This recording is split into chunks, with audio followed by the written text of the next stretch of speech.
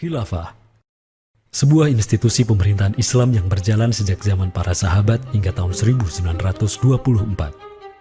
Ia merupakan sebuah simbol keagungan peradaban Islam selama hampir 1.300 tahun.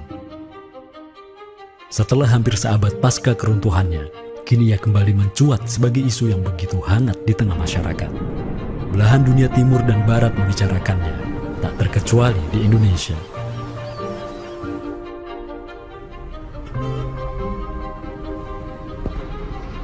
Perdebatan tentang khilafah tak terhindarkan.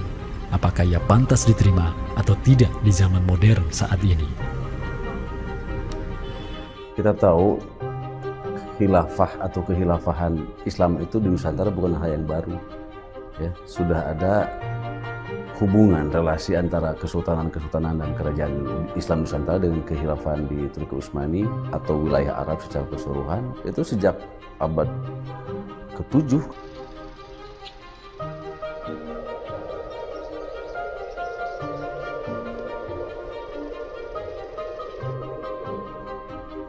Sejarah khilafah yang panjang di pentas dunia telah memainkan debutnya di Nusantara. Islam yang diemban para punggawanya telah menjadikan Nusantara jaya dan menjadi sumber utama perlawanan terhadap para penjajah. Inilah kisah tentang Nusantara dan jalinannya dengan sang negara adidaya. Inilah kisah tentang khilafah yang menjadikan rakyat Nusantara sebagai satu umat dengan Muslim sedunia. Inilah kisah tentang jejak khilafah di Nusantara.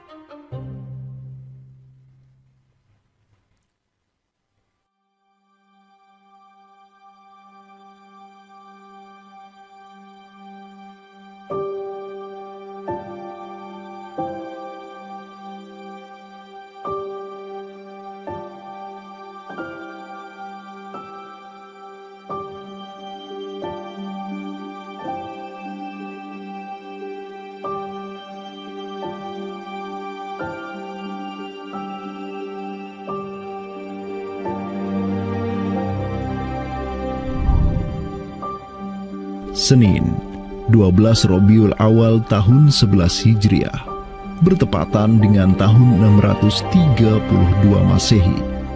Seluruh langit dunia dirundung-mendung. Semua orang di Madinah menundukkan wajahnya, kosong pandangan seraya bercucuran air mata. Di pagi itu, kabar duka menyeruak ke seluruh negeri. Rasulullah Sallallahu Alaihi Wasallam wafat. Pada saat Rasulullah SAW wafat, Abu Bakar itu berkhutbah. Abu Bakar mengatakan begini, Ya ayuhan nas, inna Muhammadan qad mata. Wala budda lihada dini man yakumu bihi. Kata Abu Bakar begitu. Wahai manusia, sesungguhnya Muhammad sudah wafat. Dan urusan agama ini harus ada yang mengurusnya. Setelah Abu Bakar menyampaikan demikian, para sahabat pun segera bersepakat untuk mencari dan memilih Khalifatur Rasulillah, seorang pengganti Nabi, untuk menjaga agama dan menjalankan urusan dunia. Mereka bahkan lebih menyegerakan urusan ini ketimbang menyegerakan pemakaman jasad Rasulullah SAW yang mulia, menandakan bahwa urusan kepemimpinan untuk kaum muslimin pasca wafatnya Nabi merupakan perkara yang amat mendesak. Karena itu Sayyidina Umar juga mengatakan, La islama illa bil jamaah, wala jama'atan illa bil imarah, wala imaratan illa bit ta'ah. Umar juga memahami sebagaimana yang dipahami oleh Abu Bakar. Islam ini tidak akan kuat kecuali dengan adanya jamaah, dengan adanya persatuan. Dan tidak mungkin umat ini bisa bersatu kecuali dengan adanya imarah, adanya khilafah, adanya kepemimpinan. Dan tidak mungkin adanya imarah kecuali dengan adanya ketaatan. Jadi para sahabat itu paham itu. Kemudian para sahabat itu juga menjalankan apa yang diperintahkan Nabi dalam hadis yang lain. Apa kata Rasulullah? Alaikum bisunnati. Kalian harus pegang teguh sunnahku. Wa sunnatil khulafa'ir rasyidin al-mahdiyyin min ba'di. Dan sunnah para khalifah rasyidin al-mahdiyyin min ba'di, mendapatkan petunjuk setelahku. Kemudian Nabi mengatakan, Addu alaiha bin nawajidi. Kalian harus gigit sunnah itu dengan menggunakan gigi geram dan jangan dilepaskan. sunnah yang ditinggalkan oleh para khulafaur rasyidin itu apa? Pertanyaannya begitu. Jawabannya tidak lain adalah khilafah itu, sistem khilafah itu.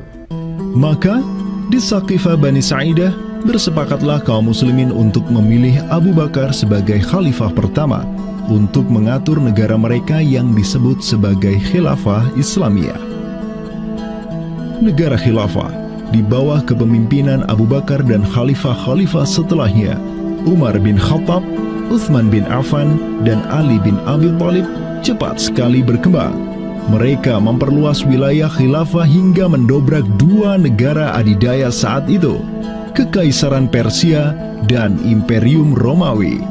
Semua aktivitas ekspansi tersebut merupakan realisasi kebijakan politik luar negeri khilafah Islamiyah, dakwah, dan jihad. Sementara di Timur Tengah sedang terjadi revolusi tauhid yang luar biasa dengan munculnya negara adidaya baru yang bernama Khilafah Islamiyah. Jauh di sebelah timur, terbentang sehamparan kepulauan yang teramat luas wilayahnya.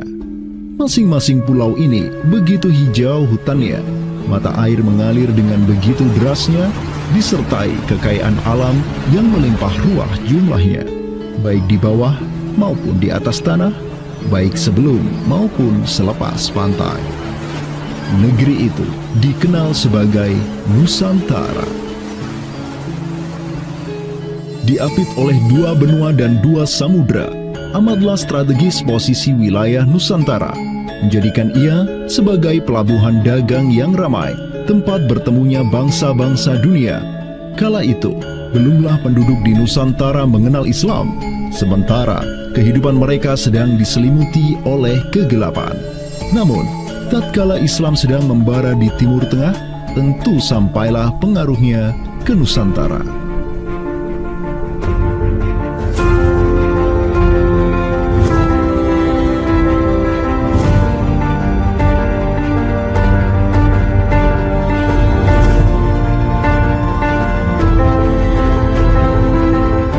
Saya ingin mengutip apa yang pernah dinyatakan oleh Buya Hamka ya di dalam buku beliau dari Perbendaharaan Lama, termasuk juga buku beliau yang judulnya Sejarah Umat Islam, yang beliau menyatakan bahwa sesungguhnya teori yang kita tahu bahwa Islam masuk ke Nusantara itu berasal dari Gujarat pada abad ke-12 sampai 15 Masehi, itu sebetulnya tidaklah tepat sepenuhnya. Karena apa? Karena Buya Hamka memiliki pandangan ataupun penjelasan terkait dengan kapan sesungguhnya Islam masuk ke Nusantara, ke Indonesia. Beliau menyatakan bahwa Islam masuk ke Nusantara itu jauh sebelum teori Gujarat.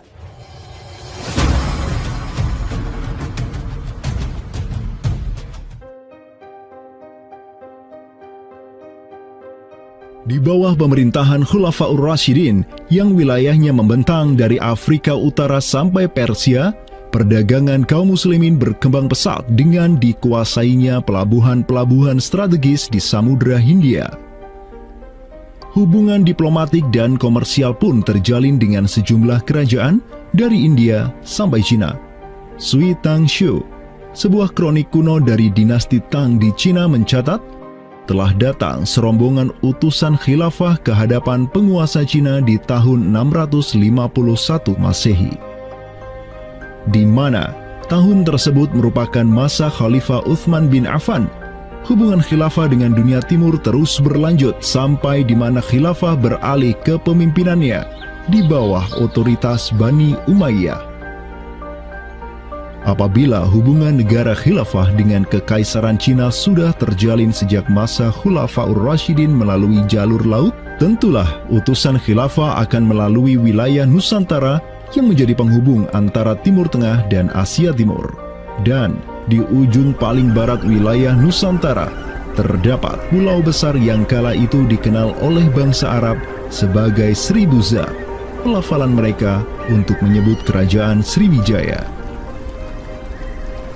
Pelabuhan-pelabuhan di kerajaan Sriwijaya senantiasa menjadi titik transit setiap kapal yang hendak melanjutkan perjalanannya. Tentu, penguasa Sriwijaya akan menyadari keberadaan pelayar-pelayar muslim yang singgah di wilayah kekuasaannya. fakta bahwa kerajaan Maharaja Indravarman di Sriwijaya itu ada komunikasi dengan Daulah Umayyah, mengirim surat 2 kali yang isi suratnya itu dari raja dengan 1000 gajah ya dan sebagainya, yang menunjukkan surat menyurat seabad itu yang menunjukkan ada hubungan kekhilafahan dengan Nusantara. Dan secara historis ya sangat logis ketika itu superpower dunia adalah khilafah.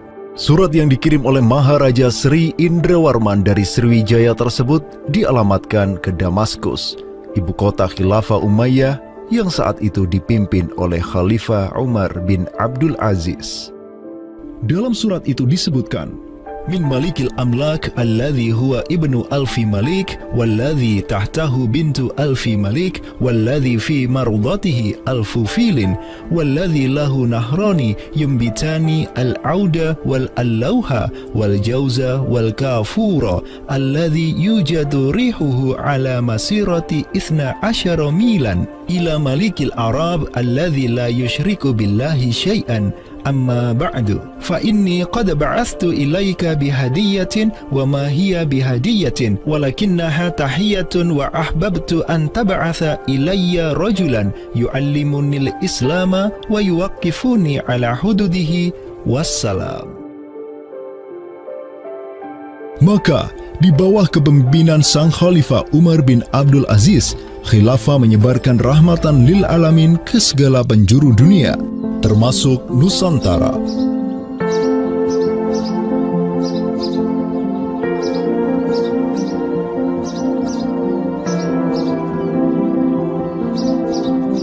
Seperti sekarang Amerika atau Eropa kan ada hubungan dengan semua negara karena dominasi politik, ekonomi mereka, budayaan dan sebagainya. Saat itu penguasa dunia atau superpower adalah dunia Islam, institusi politiknya khilafah, maka sangat logis kalau ada relasi dengan berbagai semua negara.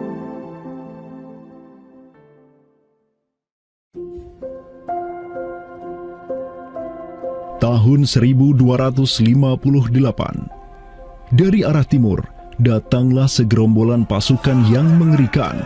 Tubuh mereka besar-besar bak raksasa, berkulit kuning dan begitu mahir berpanah dan mengendarai kuda. Inilah pasukan Mongol yang datang dari utara Cina. Khalifah Al-Musta'sim itu dibunuh oleh Hulagu Khan, ya, pemimpin tentara Mongol. Kemudian pasca penaklukan Baghdad, itu Baghdad menjadi kota kosong, ya. Penduduknya dibantai, khalifah dibunuh, ya. Kotanya dibakar, perpustakaannya dihancurkan, wah pokoknya kacau sekali lah.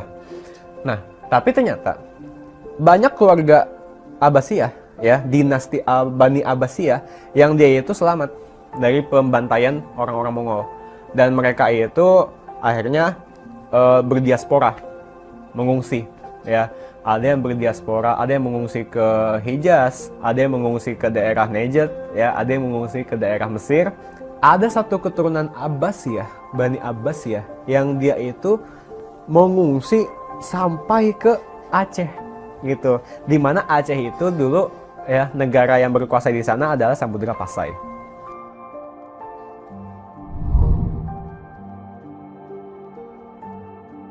Terdapat 3 orang Bani Abbasiyah yang diketahui dimakamkan di Aceh, yakni yang pertama Sodrul Akabir Abdullah bin Muhammad Al-Abbasi, keturunan Khalifah Al-Mustaunsir Billah. Kedua, istrinya Siti Rahiman binti Malikul Mu'azzam, dan ketiga, anaknya Sodrul Akabir Yusuf bin Abdullah Al-Abbasi. Mereka bertiga dimakamkan di kompleks yang sama. Yang paling monumental, yang paling besar di sini kita lihat adalah seorang tokoh yang memiliki predikat As-Sadr Al-Kabir ataupun pengawal para pembesar yang derajatnya mungkin setingkat dengan Perdana Menteri. Beliau bernama Abdullah bin Muhammad bin Abdul Qadir bin Abdul Aziz bin Al-Mansur Abi Ja'far Al-Abbasi, yang mana genetika beliau yang daripada Al-Mansur ini sendiri yang merupakan kakek buyut daripada Abdullah ini adalah seorang khalifah dari Bani Abbasiyah. Bani Abbas ini yang terkubur di Aceh, ya, Lok Sumawe ini, ayahnya ini, ya, Muhammad bin Abdul Qadir, ternyata dia itu dicatat oleh Ibnu Battuta, ya, dicatat oleh Ibnu Battuta dalam rihlahnya kitab Tuhfatun Nazar, ya.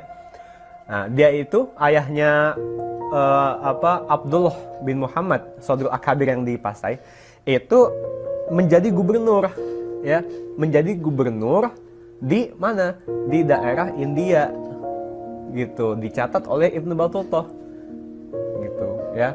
Dan Ibnu Battuta mencatat sultan-sultan di India itu begitu hormat, ya, begitu taat, dan mereka itu memuliakan keturunan Khalifah Abbasiyah ini, ya, keturunan Khalifah Al-Mustansir Billah, begitu.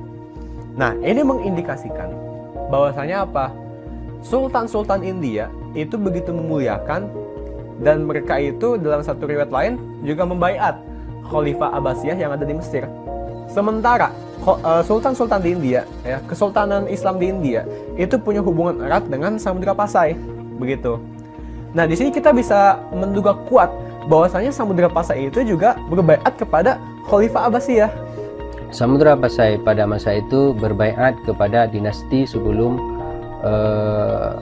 Utsmaniyah berkuasa, yaitu kita menduga dan meyakini hal tersebut sesuai fakta-fakta yang kita temukan di lapangan bahwa Madinatul Sumatera ataupun Jaziratul Jawi, Samudra Pasai itu berbaiat langsung kepada dinasti Abbasiyah. Sultan Zainal Abidin bin Ahmad bin Malikus Zahir bin Malikus Saleh, penguasa Pasai di masa Sodrul Akabir Abdullah Al-Abbasi hidup, menyatakan baiatnya kepada Khalifah Al-Mutawakkil 'alallah di Kairo di awal abad ke-15. Begitu pula sebelumnya, Sultan Muhammad bin Tughluk di Delhi diikuti oleh Sultan Jalaluddin Muhammad dari dinasti Raja Ganesh di Bengali dan penguasa dari dinasti Utsmaniyah di Turki, Sultan Bayazid pertama. Seluruh sultan di dunia Islam menyatakan baiatnya kepada Khilafah Abbasiyah semenjak gelombang badai Mongol berhasil dihentikan oleh pahlawan-pahlawan Mamluk. Pusat Khilafah Abbasiyah kini berpindah ke Kairo, Mesir, dan menjadi magnet kaum muslimin global. Dari pusat khilafah inilah dakwah Islam mulai bangkit kembali dan menggencarkan aktivitasnya dengan mengirim berbagai juru dakwah ke seluruh penjuru alam. Dengan Samudra Pasai yang mendaulatkan dirinya sebagai Darul Islam yang berbaiat kepada Khalifah, Samudra Pasai mengemban tugas untuk mengubah seluruh Asia Tenggara dari Darul Kufri menjadi Darul Islam. Sultan Zainal Abidin Ra Ubabdar dibantu oleh putra Sodrul Akabir Abdullah bin Muhammad Al-Abbasi, yakni Yusuf bin Abdullah, yang di pucuk pusaranya tertera nama kakeknya Khalifah Al-Mustansir Billah, banyak menaklukkan wilayah-wilayah yang belum Islam di Sumatera dan Semenanjung Malaya. Seperti Ra Ubabdar. Ra Ubabdar itu berasal dari dua kata, Ra dan Ubabdar, yang mana artinya adalah penguasa gelombang. Ini adalah sebuah predikat yang sangat luas sebenarnya maknanya. Sesuai dengan masa yang ditorehkan pada waktu tersebut, bahwa Sultan Zainal Abidin Ra Ubabdar bin Ahmad bin Muhammad bin Al-Malik Al-Salih ini adalah salah satu masa kegemilangan Samudra Pasai, yang mana kita ketahui setelah masa tersebut yang memimpin Kesultanan Sumatera adalah anak keturunan daripada beliau ini, yang jumlahnya sampai 11 orang sultan. Bergerak dan terus bergerak itu meluaskan dakwah Islamnya sampai ke pulau-pulau. Itu masa Zainal Abidin Ra Ubabdar, terutama penakluk gelombang yang dijuluki beliau itu melebarkan sayap itu sampai ke seluruh Asia Tenggara. Digelarilah Sultan Zainal Abidin Pasai dengan sebutan Ra Ubabdar, bahasa Persia untuk gelar sang penakluk gelombang, karena dengan arungan pasukannya yang luar biasa di atas gelombang laut Nusantara, Ia membuka banyak sekali wilayah, seperti Malaka misalnya, di mana di sanalah Sultan Zainal Abidin Ra Ubabdar menempatkan putranya Sultan Mansur sebagai penguasa Darul Islam Malaka. Kesultanan Samudra Pasai banyak pula mengirimkan juru dakwahnya untuk meminta penguasa-penguasa Nusantara lain agar menerima Islam. Salah satu juru dakwah tersebut dikirim ke Jawa Timur, pusat pemerintahan rezim yang mendominasi wilayah Nusantara saat itu, Kerajaan Majapahit.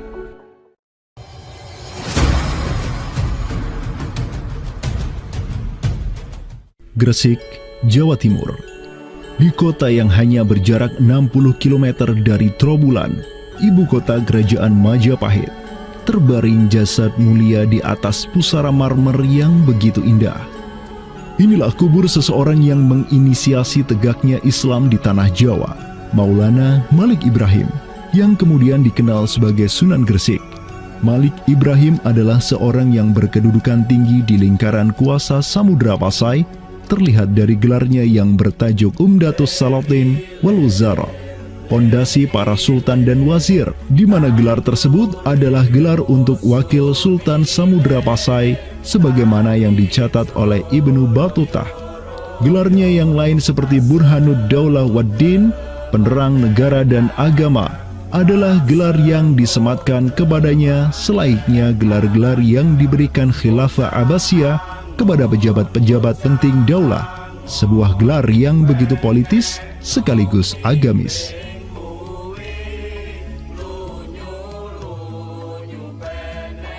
Maulana Malik Ibrahim dikirim oleh Pasai untuk mendakwahkan Islam kepada rakyat dan para penguasa Majapahit. Banyak orang-orang dari kesultanan ini, Kesultanan Samudra Pasai, yang itu berbaiat langsung ke khalifah, itu mengirim orang-orang atau orang-orang Pasai itu banyak bermigrasi ke daerah-daerah lain di Nusantara.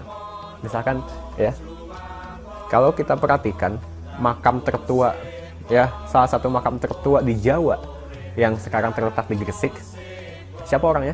Ya, pemilik makam ini itu adalah Maulana Malik Ibrahim. Maulana Malik Ibrahim, ya, kalau kita perhatikan makamnya yang di Gresik itu sama persis gayanya dengan apa?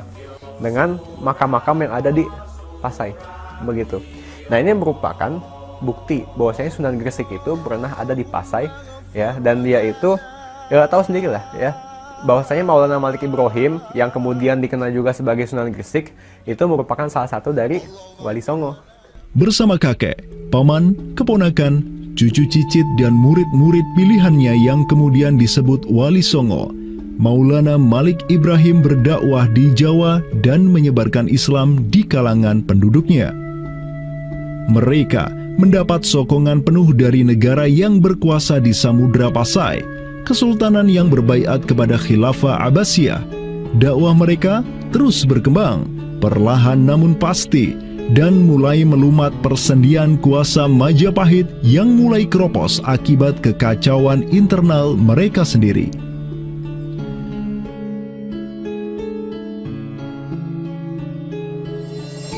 Para Wali Songo juga dihormati karena sebagian besar dari mereka menyandang status sebagai keturunan Nabi melalui jalur Husain bin Abi Thalib yang terus turun-temurun kepada Muhammad Sahib Marbal, turun lagi ke Alawi sampai ke Imam Jamaluddin Al-Husaini yang dikenal juga sebagai Syekh Maulana Jumadil Kubra, yang dari dialah para Wali Songo lahir sebagai anak-anaknya.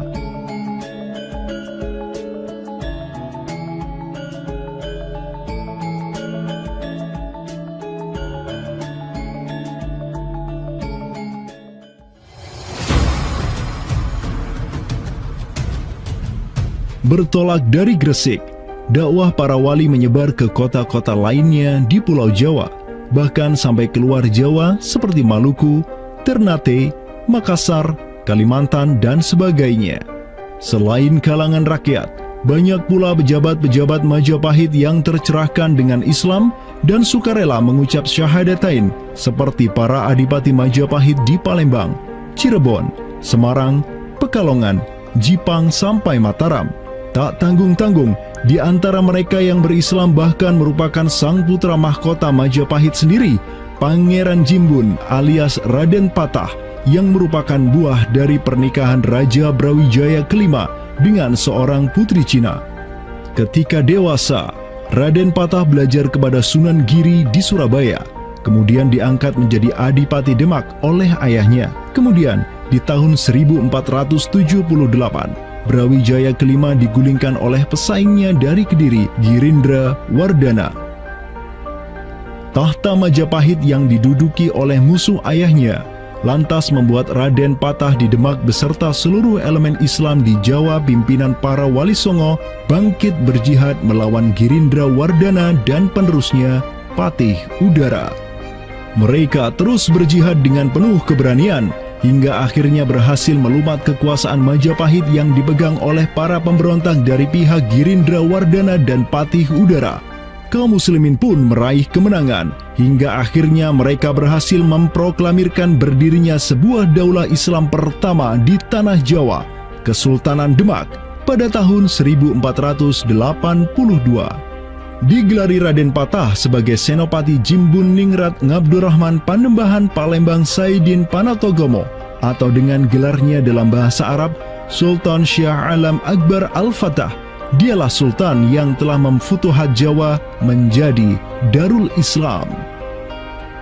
Dengan berdirinya Demak sebagai daulah Islam pertama yang berdaulat di tanah Jawa, bertambahlah kuat bargaining politik Islam di kawasan Nusantara bersama-sama dengan Kesultanan Samudra Pasai di Sumatera, Kesultanan Malaka di Semenanjung Malaya, Kesultanan Brunei di Borneo, Kesultanan Sulu di Filipina, begitu pula Sultan pertama di Ternate, Sultan Zainal Abidin, yang pernah menimba ilmu ke Jawa di bawah bimbingan Sunan Giri.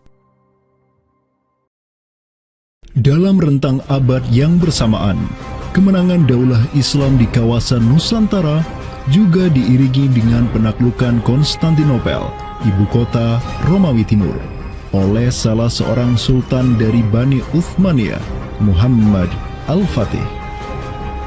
Penaklukan Konstantinopel sekaligus menandakan tamatnya riwayat Imperium Romawi Timur untuk selama-lamanya. Penaklukan Konstantinopel pada tahun 1453 oleh Muhammad Al-Fatih, sang Sultanur Rum, merupakan realisasi dari janji yang telah terucap ratusan tahun sebelumnya oleh lisan mulia sang Sayyidul Mustafa, Rasulullah Muhammad Sallallahu Alaihi Wasallam. Sungguh, Konstantinopel akan benar-benar ditaklukkan. Sebaik-baik pemimpin adalah pemimpin yang berhasil menaklukkan Konstantinopel, dan sebaik-baik pasukan adalah pasukan yang menyertainya.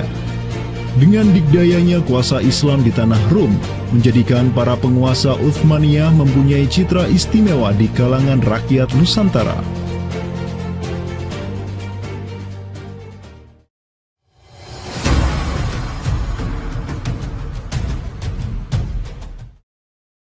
Namun demikian, dikala penaklukan demi penaklukan sedang digencarkan oleh tentara Islam mulai dari Rum sampai ke Nusantara, penaklukan yang sama juga digencarkan oleh tentara Kristen di ujung paling barat dunia Islam, Andalusia. Berbeda dengan penaklukan yang kaum muslimin lakukan, di mana penduduk asli suatu tempat diberi toleransi yang luar biasa atas agama dan properti mereka, tentara Kristen Portugis dan Spanyol menaklukkan wilayah Islam di Andalusia yang saat itu sudah terpecah menjadi Reyes de Taifas atau Mulukhut Tawaif, atau kerajaan-kerajaan yang saling tercerai-berai. 1492, kekuasaan Islam terakhir di Andalusia, Granada, berhasil ditaklukkan oleh suami istri yang menjadi penguasa Spanyol, Fernando de Aragon dan Isabella de Castilla. Penaklukan kembali wilayah Andalusia menjadi negara Kristen yang mereka sebut Reconquista telah menyebabkan populasi kaum muslimin di sana tersapu bersih, entah karena diusir, dimurtadkan, atau dibunuh. Selain Reconquista, kaum Kristen Spanyol dan Portugis juga mempunyai motif ekonomi untuk menjadikan diri mereka kaya, yakni dengan mencari jalur rempah di Samudra Hindia yang saat itu merupakan potensi sumber daya alam yang luar biasa. Program mereka untuk mencari rempah di Samudra Hindia mereka sebut sebagai Estado da India. Kita sering dengar dengan istilah 3G gitu kan. Glory, Gospel, dan Gold gitu kan. Jadi ya mereka ingin ekspansi, mereka ingin menyebarkan misi agama mereka, dan mereka juga ingin mencari gold. Goldnya sini adalah justru adalah rempah gitu kan. Begitulah betapa berharganya rempah pada saat itu, sampai 1 gram pala dihargai dengan 2 gram emas gitu kan. Paus Alexander ke-6, pemimpin kaum Kristen saat itu, begitu mendukung hasrat Portugis dan Spanyol untuk menjelajah dunia dan menyebarkan Kristen. Maka, berangkatlah gelombang penjelajah Portugis yang disertai pasukan dan senjata untuk menaklukkan dunia Islam di Samudra Hindia. Di bawah pimpinan Alfonso de Albuquerque, armada Portugis berhasil menaklukkan Goa di India pada tahun 1510. Dan setahun kemudian, berhasil sampai ke Malaka, merebut pelabuhan strategis itu dari Sultan Mahmud Syah yang memerintah tempat tersebut. Dengan bercokolnya Portugis di Nusantara, dimulailah babak baru sejarah Islam di kawasan ini.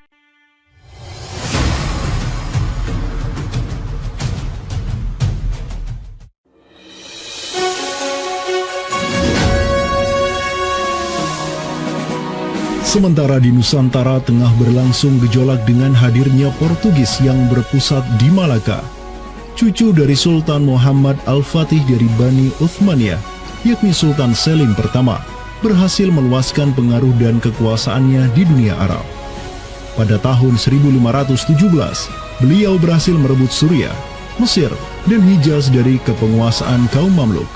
Khalifah Al-Mutawakkil 'ala Allah ketiga dari Bani Abbasiyah beserta Syarif di Makkah kini menyerahkan kepemimpinan umat Islam sedunia dan pelayanan 2 kota suci kepada Sultan Salim pertama, penguasa Uthmaniyah yang bukanlah mereka berdarah Arab. Perlu dicatat bahwa penjelasan tentang Al-A'immatu fi Quraisyin itu, kalau kita merujuk kepada kitab Ar-Rawdah, Rawdatul Thalibin wa Umdatul Muftiin, memang ada hal yang menarik di sini. Di satu sisi ada mengatakan bahwa syarat khalifah itu harus Quraisy. Tetapi Imam Nawawi sepakat ketika katakanlah dari Quraisy tidak ada, terus diambilkan dari mana? Maka kemudian disebutkan di situ ya di luar Quraisy, bisa dari bani ini, itu yang disebutkan di dalam kitab Allah. Karena itu sebenarnya syarat al-a'immah fi Quraisyin itu bukan syarat yang wajib, tetapi difahami di sini berdasarkan penjelasan yang diantaranya disebutkan dalam kitab Allah tadi, itu adalah merupakan syurut afdaliyah. Maka semenjak tahun 1517, kepemimpinan khilafah beralih ke Bani Uthmaniyah. Selim pertama dan anak keturunannya kini didapuk sebagai Khalifatul Muslimin. Amirul Mukminin, Khadimul Haramain, Al-Ghazi fil Barraini wal Bahraini, Zilullah fil Alam, Padisyah wa Khilafat Penah. Wilayah khilafah Uthmaniyah terus merangsek Eropa, dan merekalah yang menguasai Laut Mediterania dan juga Laut Merah. Adapun Portugis yang bercokol di Samudra Hindia mulai ketakutan karenanya. Karena dengan munculnya khilafah Uthmaniyah sebagai negara Islam yang adidaya, solidaritas Muslim sedunia akan bangkit kembali karena memiliki perisai kuat di sisinya. Ini erat kaitannya dengan hubungan dengan negeri kita, karena keimanan yang kemudian merekatkan ya dengan semangat akidah Islamiyah, semangat ukhuwah Islamiyah, menjadikan umat Muslim yang ada di Timur Tengah dengan umat Muslim yang ada di Nusantara Indonesia itu terjalin hubungan yang sangat erat. Karena kita tahu bahwa ada ayat Allah Subhanahu wa Ta'ala yang menyatakan innamal mu'minuna ikhwah. Sesungguhnya orang-orang beriman itu adalah saudara. Ketika ada saudara mukmin yang terzalimi, maka saudara mukmin yang lain itu punya kewajiban untuk membela. Demikian pula ketika muslimin Nusantara itu terzalimi dengan adanya penjajahan, dengan adanya imperialisme yang dilangsungkan oleh orang-orang kafir penjajah, baik itu oleh Portugis, Spanyol, Inggris, Prancis ataupun Belanda. Ya.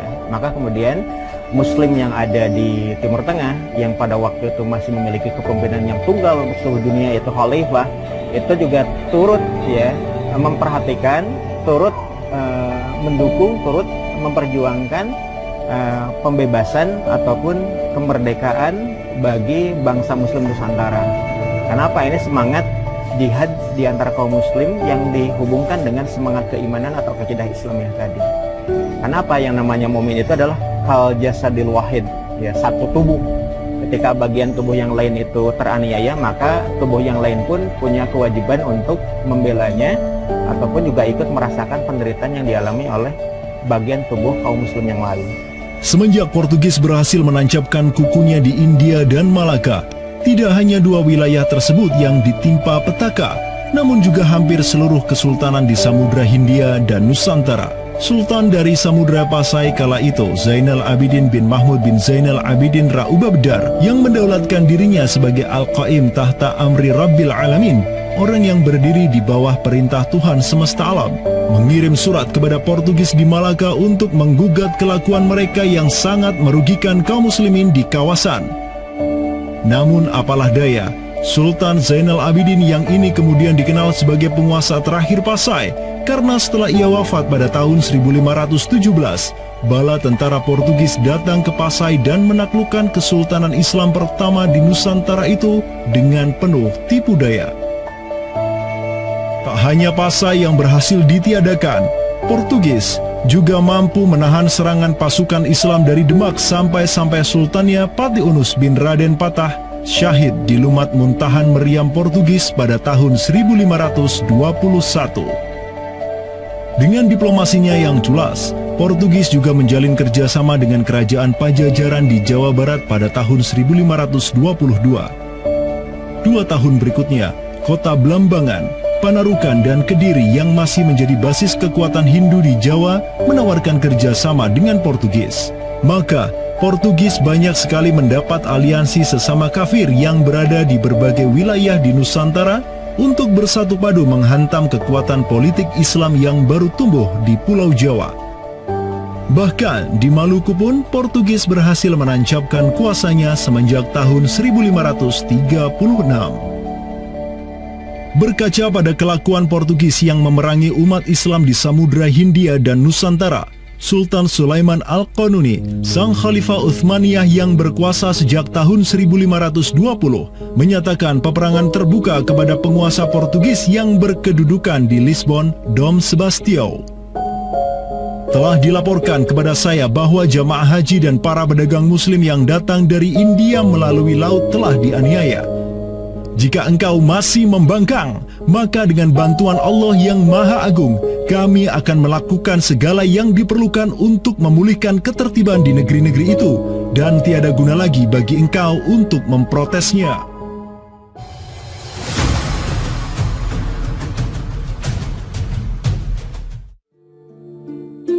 Penjaga kedaulatan Islam di Sumatera yang harum selama ratusan tahun, Samudra Pasai, kini sudah sirna di bawah kungkungan Portugis.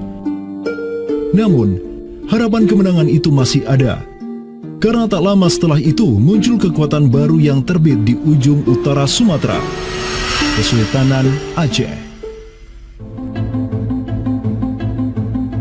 Kita mengetahui bahwa Sultan Aceh yang pertama adalah Sultan Ali Mughayat Shah. Ya, beliau wafat tahun 1530. Dan ini merupakan masa yang bersamaan dengan Sultan Sulaiman Al-Qanuni dari Khilafah Utsmaniyah. Prestasi Sultan Ali Mughayat Shah telah dicatat dengan tinta emas sejarah. Kegemilangan Sultan Aceh pertama itulah yang direkam Syekh Ahmad Zainuddin Asy-Syafi'i Al-Malibari, yang merupakan murid dari ulama tersohor Ibnu Hajar Al-Haytami. Dalam kitabnya Tuhfatul Mujahidin fi Ba'di Akhbaril Burtukaliyin, Syekh Zainuddin Asy-Syafi'i menulis, dan mereka Orang-orang Portugis, semoga Allah mengalahkan mereka, mendatangkan berbagai barang dari negeri-negeri yang jauh. Mereka menjadi ramai dan bertambah banyak di kawasan. Para penguasa berbagai pelabuhan menuruti kehendak mereka sehingga mereka sepenuhnya menguasai pelabuhan-pelabuhan tersebut. Pelayaran hanya dapat dilakukan dengan jaminan keamanan dari mereka. Perdagangan dan kapal-kapal mereka bertambah banyak dan sebaliknya, perdagangan muslimin di luar kapal-kapal dan benteng-benteng yang mereka bangun makin merosot. Tiada seorang pun yang dapat merebut kota-kota pelabuhan itu selain Sultan yang mujahid, Ali Al-Ashi. Semoga Allah menerangkan kuburnya. Karena Sultan Ali Al-Ashi lah yang telah membuka Sumatera dan menjadikannya Darul Islam. Semoga Allah membalas kebaikannya untuk kaum muslim dengan sebaik-baik balasan. Kalau kita perhatikan makam Sultan Ali Mugoyatsya, di situ ada kalimat menarik yang terpampang di inskripsi makamnya. Al-Ghazi fil barri wal bahri yansuruhullah. Ya, bahwasanya Sultan Ali Mugoyatsya itu juga dikenal sebagai Al-Ghazi, ya, petarung fil barri wal bahri.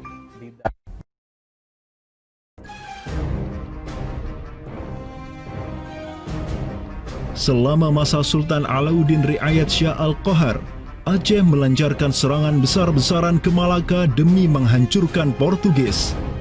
Serangan-serangan itu dilaksanakan pada tahun 1537, 1564, dan 1568. Pada serangan yang ketiga di tahun 1568, armada raksasa berkekuatan 15.000 Ghazi Aceh, 400 Janissaris dari Khilafah Uthmaniyah, dan 200 meriam monster karya para ahli senjata Uthmaniyah berangkat ke Malaka yang dikomando langsung oleh Sultan Alauddin Riayat Shah Al-Qahar. Portugis yang bercokol di Malaka benar-benar kewalahan dan hancur berantakan ketika diserang bertubi-tubi oleh pasukan Aceh.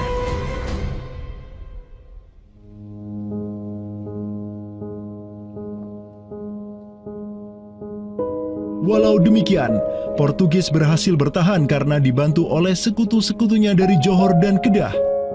Banyak korban yang berjatuhan baik dari pihak Aceh maupun pihak Portugis.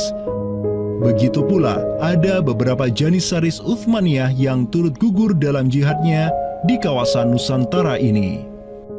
Ada satu daerah di kawasan Bandar Aceh ini, Bandar Aceh Darussalam itu Kampung Bitai. Itu tempat para tentara-tentara Turki syahid, kemudian dimakamkan di Bitai.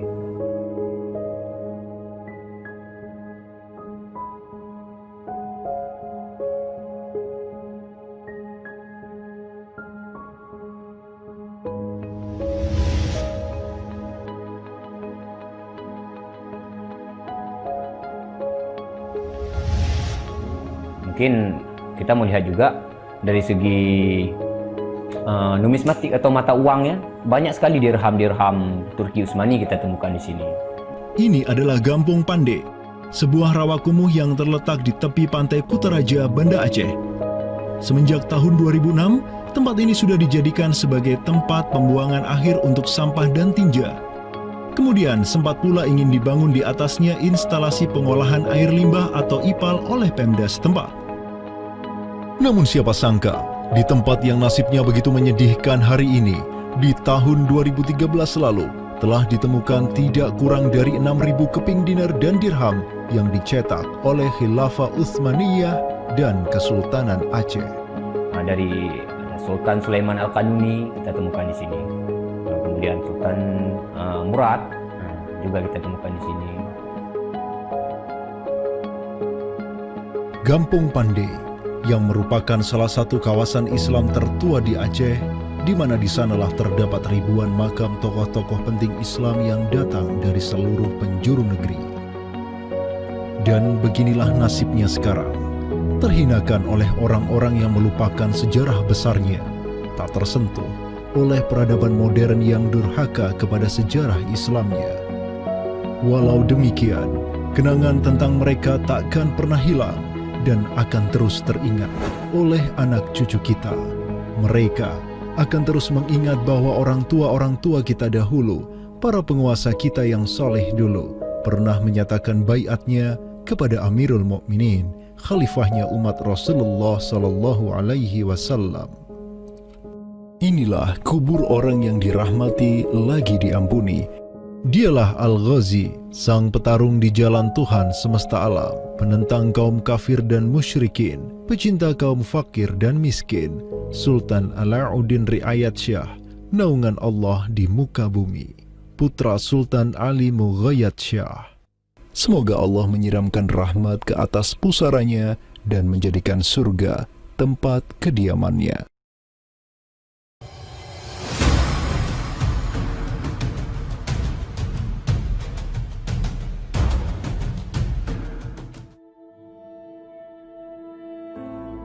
Seiring angin Katulistiwa yang terus merayu, gelora Islam juga terus melaju dari Aceh, Jawa, dan terus menyusur ke arah timur sampai ke Jaziratul Muluk, Kepulauan Raja-Raja. Di Maluku, yang juga dikenal sebagai Kepulauan Rempah-Rempah, ada begitu banyak raja yang berkuasa di masing-masing pulaunya.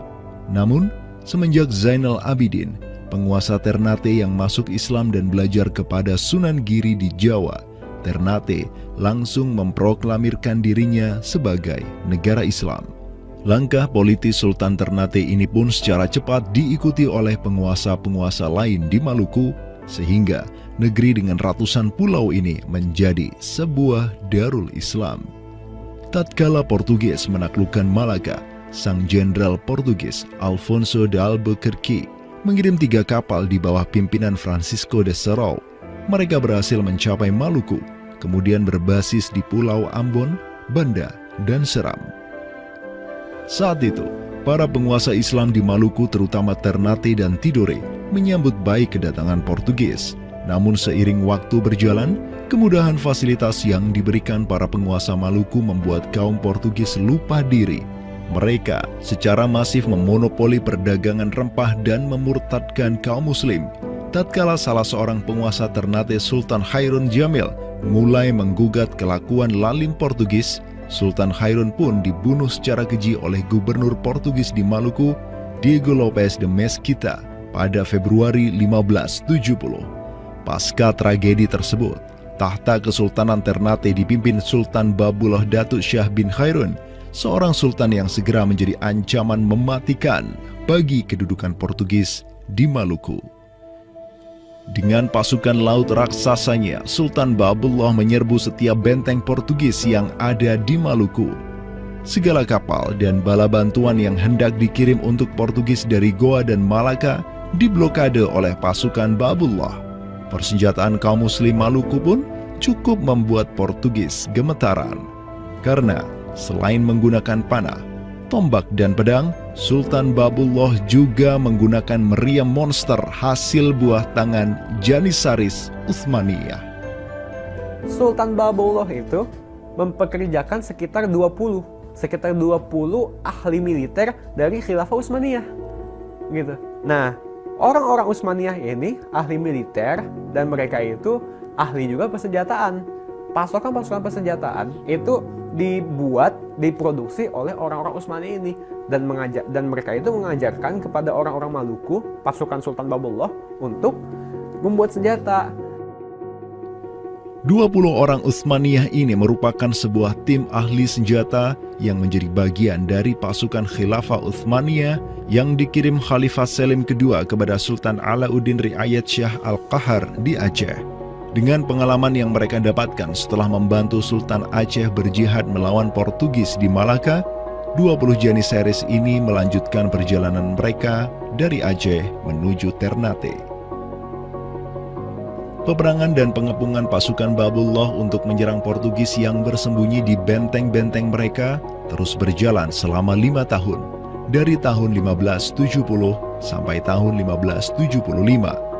Akibat pengepungan tersebut, kaum Portugis amat menderita dengan kelaparan, sampai-sampai mereka memakan anjing, tikus, sampai cicak demi bertahan hidup. Hingga akhirnya pada 27 Desember 1575, Portugis mengibarkan bendera putih.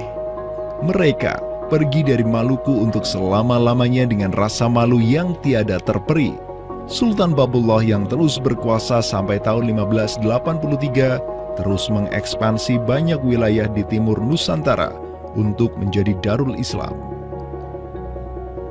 Raja Makassar, Karaeng Bonto Langkasa, berhasil Babullah Islamkan sehingga Makassar menjadi Darul Islam.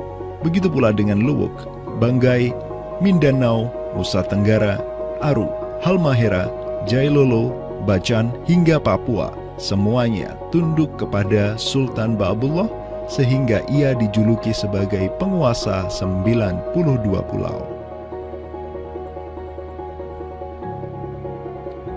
Dengan prestasi yang demikian luar biasa, tentu Babullah tidak berdiri sendiri. Ada ikatan solidaritas dengan sultan-sultan Aceh, Jawa, sampai Filipina. Ikatan sebagai satu umat. Ikatan dengan satu akidah, akidah Islam. Ikatan dengan satu semangat, semangat jihad. Dan ikatan dengan satu kepemimpinan. Karena seluruh sultan di Nusantara tunduk dan begitu hormat pada Khilafah Utsmaniyah.